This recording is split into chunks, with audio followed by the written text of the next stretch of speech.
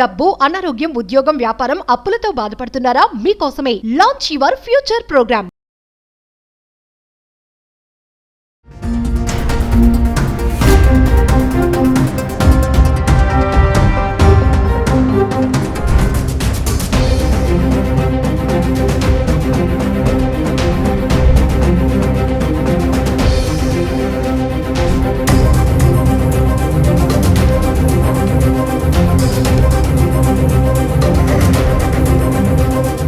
నమస్తే, welcome back to Suman TV. ప్రస్తుతం మనతో పాటు ఉన్నారు సీనియర్ పోలీస్ ఆఫీసర్ రెడ్డన్న గారు. సార్తో మాట్లాడదాం.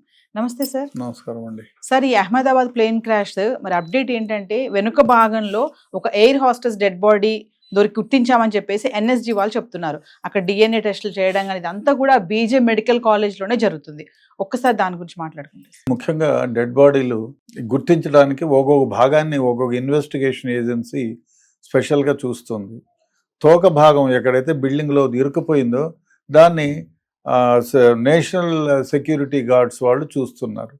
ఇంతవరకు ఆ లోపలికి ఎవరు పోలే, ప్రవేశించలే, అంత కింద పడిపోయి ఉంటారులే అనుకున్నారు.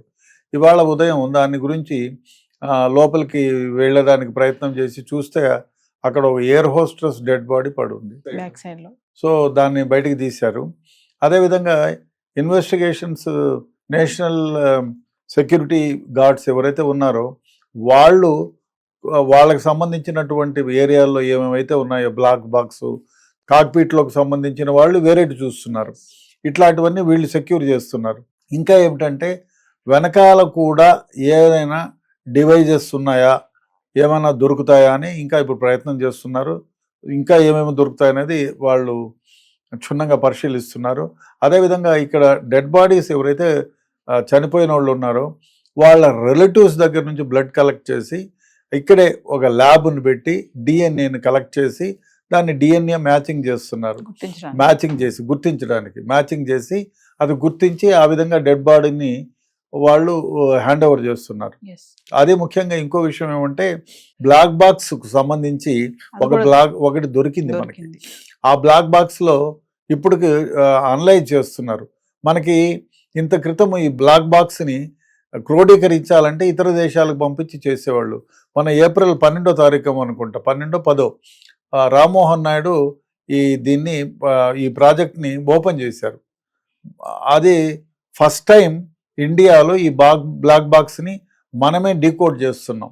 అందుకు అక్కడికి తరలించారు దొరికిన బ్లాక్ బాక్స్ని, దాన్ని డీకోడింగ్ చేస్తున్నారు. ఇప్పటికి ఆల్రెడీ కొంతవరకు ఆ డీకోడింగ్ అంతా కూడా బయటకు వచ్చింది.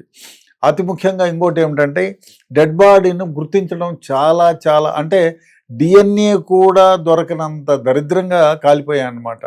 ఎందుకంటే ఆ విమానంలో దగ్గర 1,20,000 లీటర్ల ఎయిర్ ఫ్యూయల్ ఉంది.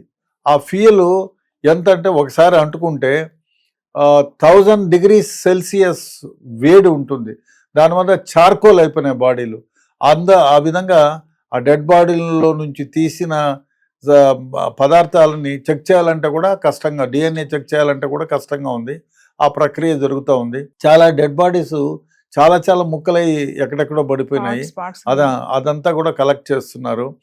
ఇంకోటి ఇప్పుడు కొత్తగా ఈ అమ్మాయి దొరికింది కాబట్టి ఇంకా ఇటువంటి శరీరాలు ఏమన్నా దొరుకుతాయా అంటే డెడ్ బాడీ కరెక్ట్గా అంటే యాజ్ ఇట్ ఈజ్ పొజిషన్లో ఉండి, సో అది ప్రయత్నం చేస్తున్నారు. అదేవిధంగా హాస్టల్లో కూడా కొన్ని డెడ్ బాడీలు పడినాయి. అంటే ఎయిర్క్రాఫ్ట్ లో డాక్టర్లే కాకుండా ప్యాసింజర్ కూడా దొరుకుతున్నాయి ఇప్పుడు. సో ఆ విధంగా కూడా వాళ్ళ డిఎన్ఏను కలెక్ట్ చేస్తున్నారు.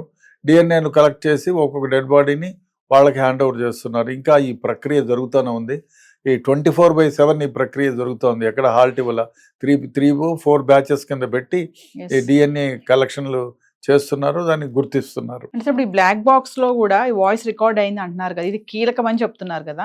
అందులో వాళ్ళు ఎవరైతే ఈ కెప్టెన్ సుమిత్ ఉన్నారో ఆయన వాయిస్ కూడా రికార్డ్ అయిందంట. అంటే మేము పడిపోతున్నాము, ఇక అయిపోయింది, ఇందులో ఫ్యూల్ అయిపోయిందా, పడిపోతున్నాం, డేంజర్ లో ఉన్నాం, మేడే అని చెప్పడము. ఇప్పుడు ఏమంటే మేడే అనేది ఒక సంకేతం. అంటే వెన్ యు ఆర్ నాట్ అంటే మీరు ఏ కమ్యూనికేషన్ చేసే వ్యవస్థలు పనిచేయవు, ఇంకా మేము అంటే ఎమర్జెన్సీలో ఉన్నాము, మా ఎయిర్ క్రాఫ్ట్ నాశనం అయిపోతుంది, కింద పడిపోతుంది అని చెప్పడానికి ముందు మేడే మేడే అని 3 సార్లు చెప్తారు. అంటే వీఆర్ కొలాప్సింగ్ అని. సో అది 3 సార్లు చెప్పినారు. అదే కాకుండా పానిక్ గా 5 సెకండ్ల పాటు వాళ్ళు రికార్డింగ్ అయింది, భయపడింది కూడా. రికార్డ్ మేము వీఆర్ క్రాషింగ్ డౌన్. ఇంకా దరిద్రమైన వ్యవహారం ఏమంటే ఇది టేక్ ఆఫ్, దీనికి అనేక కారణాలు చెప్తున్నారు ఎందుకు పడిపోయింది అనే దానికి. బట్ ఒకటేమంటే టేక్ ఆఫ్ అవ్వంగానే కొన్ని నిమిషాలు, కొన్ని సెకండ్లు టేక్ ఆఫ్ అయ్యి 625 అని కొంతమంది అంటారు, 800 వరకు పోయింది.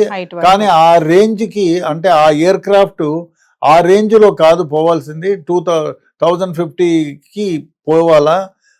ఆ టైంలో అది పోలేదు. అంటే ఈ విమానంలో ఒకటి, విమానము ప్రిపేర్ అన్నా కాకుండా అయి ఉండాలా, విమానంలో లోపం అన్నా అయి ఉండాలా అనేది విశ్లేషిస్తున్నారు.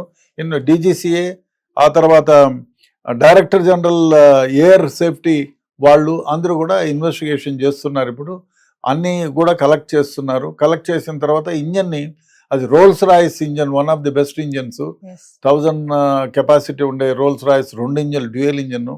అంటే ఒకటేమంటే ఎప్పుడు కూడా ఒకే ఇంజన్ ఫెయిల్ అవుతుంది, జనరల్గా 2 ఇంజన్లు ఎప్పుడు ఫెయిల్ కావు. ఈ బోయింగ్ 2010లో స్టార్ట్ చేశారు. అప్పటి నుంచి కొన్ని వందల ఎయిర్ బస్సులు ప్రపంచం అంతా అమ్మారు.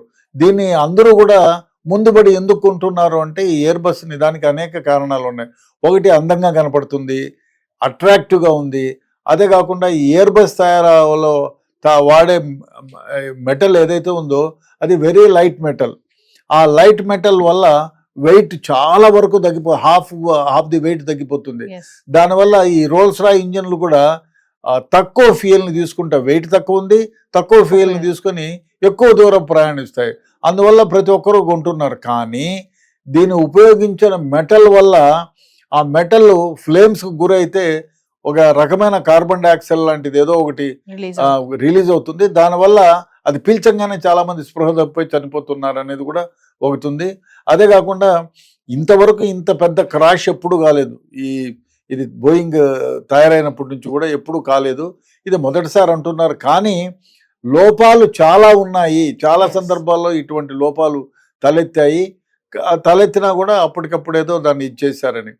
అందువల్ల ఈ బోయింగ్ విమానాల గురించి ఇప్పుడు మన భారతదేశంలో కూడా ఒకటి ఏర్పడింది, మన దగ్గర ఉంది.